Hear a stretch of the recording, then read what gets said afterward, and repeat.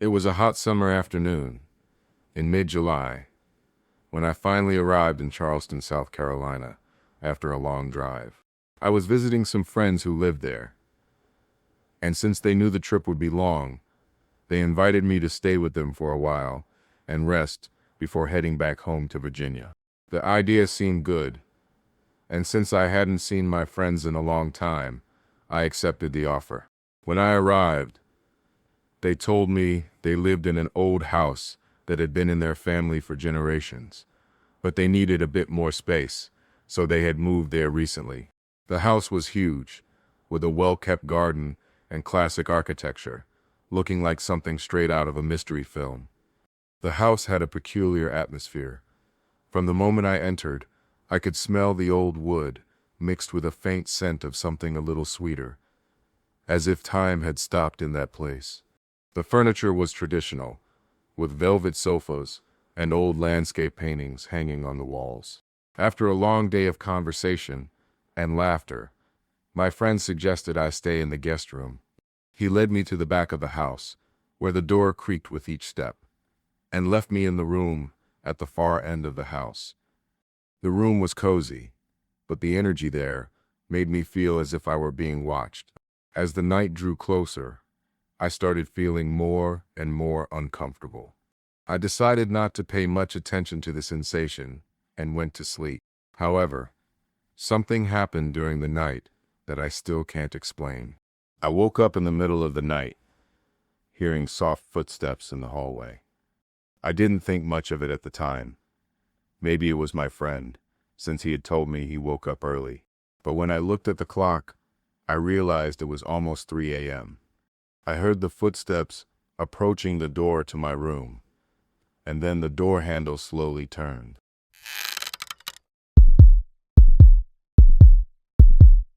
My heart started pounding harder. I knew there was no one else awake in the house, as the lights were off, and there was no sound coming from the other rooms. Suddenly, the door opened slightly, and a shadow quickly passed through the hallway. I froze in bed, wide-eyed, trying to process what I had just seen.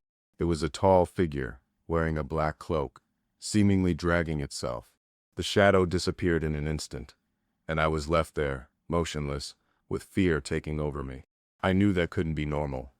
It was too late to call my friend, so I tried to fall back asleep, telling myself it was just a nightmare caused by the exhaustion. But when I woke up the next morning, the atmosphere in the house felt different.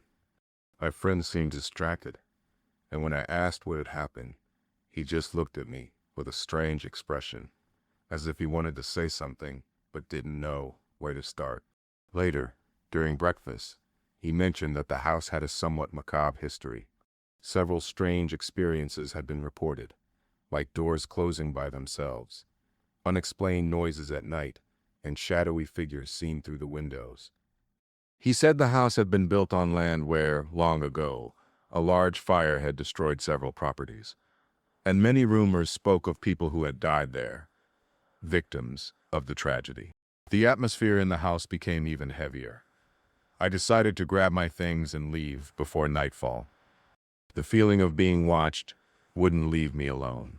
During the goodbye, my friend tried to laugh off the situation, as if it was just a story invented to scare me. But when I got into the car and looked out the window, I saw something strange. One of the windows of the house was slightly open, and a gentle breeze was moving the curtains. However, what caught my attention was the sound of a faint creaking coming from the front door. It was as if something was forcing the wood to give way, even though no one was there to touch it. The noise echoed for a few seconds, and the air felt heavier, filled with an odd sensation. I didn't want to look back anymore, so I quickly started the car and drove away, trying to push what had just happened out of my mind. The feeling that something was watching me, even without a visible presence, stayed with me throughout the entire journey, as if that house didn't want me to leave. To this day, whenever I think of Charleston, I remember that old house and the feeling that there was something more there, something that should never be uncovered.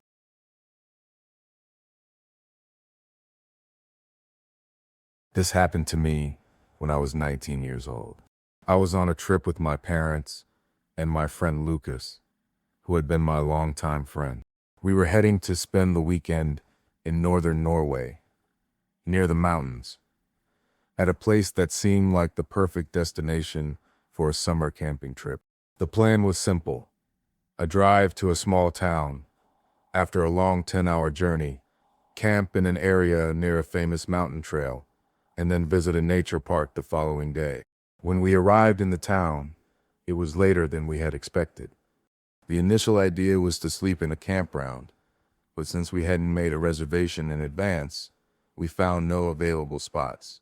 We asked a local where we could find a place to sleep, and he suggested a campground in the forest, about 20 minutes from town, which, according to him, was never full and had great access to hiking trails.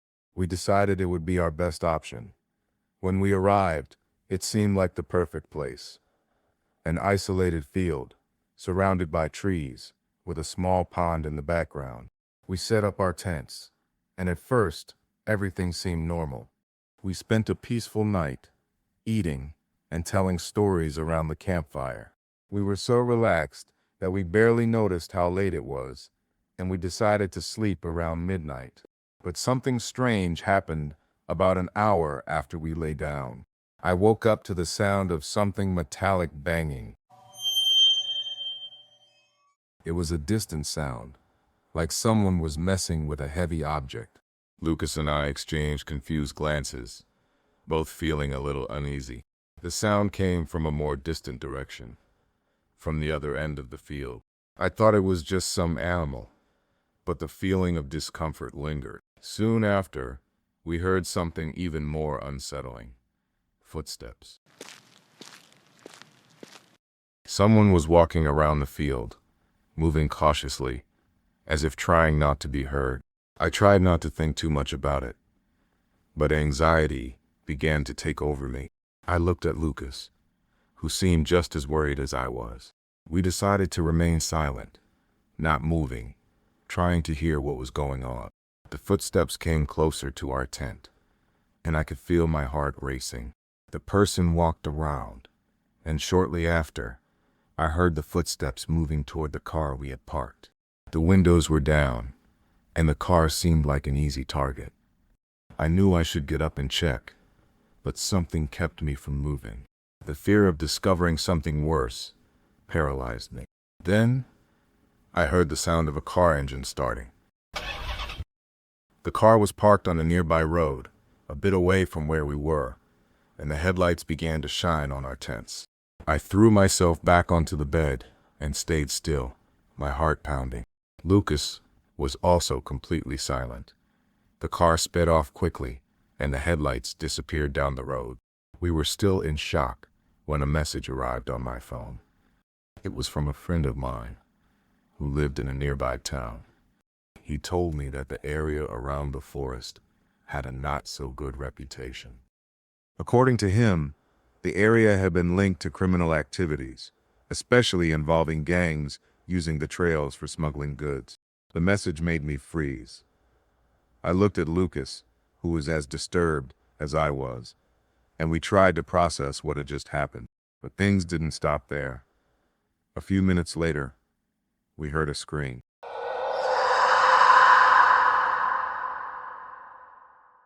It wasn't a scream of pain, but a guttural scream, like someone in desperation. The sound came from the direction of the forest, and it was so disturbing that we couldn't react immediately. We just stayed there, not knowing what to do. I looked toward my parents' tent, which was a reasonable distance away. My parents were asleep, but no one else seemed to have heard the scream. I was so terrified that I sent a message to my mother, telling her we had heard a scream, but she didn't respond right away. So I called her, but it seemed the call wasn't going through. She finally answered and told me everything was fine, that she hadn't heard anything strange. She tried to calm me down, but at that moment, nothing seemed right. I knew that what we had heard had no logical explanation. Soon after, the silence returned to the forest, But something still didn't feel right. I heard footsteps again, this time closer, walking around our tent. Lucas and I froze, not daring to move a muscle. The shadows of the trees seemed to move as the moonlight illuminated the forest, creating an even stranger feeling. Finally, the car appeared again, this time with its headlights directly shining on the tents. I took a deep breath and, scared, looked out the tent window. I saw the car stopped, and I heard the door slam. The car then sped off quickly and disappeared into the darkness. In the following minutes, a police car passed by at high speed on the road, heading in the direction of the car that had scared us. Lucas and I were still shaken, but the officer seemed to be chasing the suspicious car. This gave us a small sense of relief, but the fear remained. We didn't know exactly what was happening, but we didn't want to stay there to find out. We stayed in the car until 5 a.m., watching the forest and trying to stay calm. When the sun began to rise, we decided it was time to leave. We packed our things and left the area as quickly as possible. On the way back, I couldn't stop thinking about what had happened that night. Later, while researching the area, I found out that it wasn't the first time something strange had happened there. In recent years, there had been some disappearances and even murders linked to those forests, related to criminal gangs. This made me feel even more uneasy. Were we just victims of psychological fear, or were we really in danger that night? To this day, I wonder what happened that night, and what was really going on in those forests.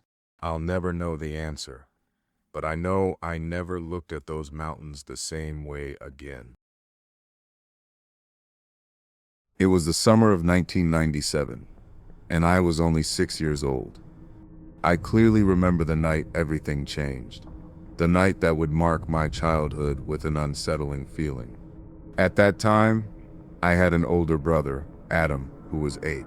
We shared a large room on the second floor of our house, while our parents stayed downstairs.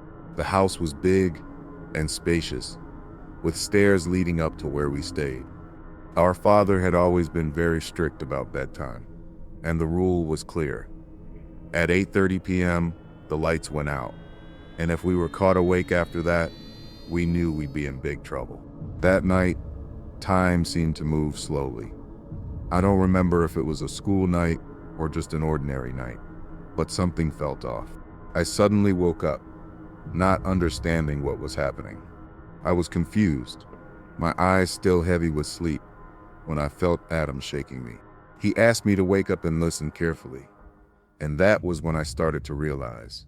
A low voice, almost a whisper, was coming from downstairs. It sounded like our mother's voice, calling our names. At first, I thought it was a dream, but then I realized I wasn't sleeping anymore. The voice was clear, but it sounded strange, different from our mother's usual tone. It didn't have the familiar warmth and comfort she always used. I tried to get up, not understanding why Adam seemed so uneasy, but he held me back and asked me to stay quiet. He didn't think it was our mother. I ignored him, thinking he was just trying to scare me, as he often did. But he insisted, saying it wasn't our mother. Despite my fear, I decided to go to the bedroom door to listen more closely. The small corridor leading to the stairs was silent, but the voice kept whispering. It said our names with an unsettling gentleness. When I reached the stairs, a cold sensation ran through my body. I looked at the bottom of the stairs, and there, standing, was a figure, a silhouette of a woman, almost indistinct, but clearly visible in the faint light from a distant lamp. Something was wrong. It wasn't our mother, and I knew that immediately. She saw me, and without hesitation, she said, "Come down here, dear. It's safe." Panic took over me, and without thinking twice, I shut the bedroom door, locked it, and quickly returned to bed, trembling. The feeling of being watched still enveloped me. I looked at Adam and saw that he was equally frightened. The fear was palpable between us. We then decided to do something that we thought was the only way to escape the situation. We started yelling, stomping our feet on the floor as loudly as we could, hoping our parents would hear. It didn't take long for the sound of hurried footsteps climbing the stairs to reach us. Our bedroom door was thrown open, and our parents appeared. Initially annoyed, but when they saw the fear on our faces, their anger vanished. Concern replaced irritation. Our mother asked what was going on, but we couldn't speak properly. All we could say was about the woman on the stairs, calling us by name. But they seemed skeptical. After all, no one else in the house seemed to have heard anything. Our mother tried to calm us down, saying it was probably just a nightmare. But we knew that wasn't the case. Our father went downstairs to investigate, but when he returned, he didn't have any answers. What did he find? Nothing. That night, we were hugged by our parents and put back in bed. They told us to lock the doors and stay calm, but something in the way they acted made me realize they knew more than they were willing to admit. After that night, silence took over the house. As time passed, I tried asking about what really happened that night, but there was always an evasive answer. No matter how much I insisted, my parents never explained who that woman was or why she knew our names. A few days later, at night, we saw a police car parked in front of our house. Adam and I watched from the window, too scared to go downstairs. When we asked our parents, they simply said it was because of some disturbance, but they never told us anything more. I still wonder what happened that night. How did that woman know our names? And the most disturbing thing of all, how did she manage to move around the house unnoticed? Did my parents know more about that incident than they were willing to admit? Did my parents know more about that incident than they were willing to admit? To this day, the only certainty I have is that there was something in that place that should have never been uncovered, and the mystery remains unanswered.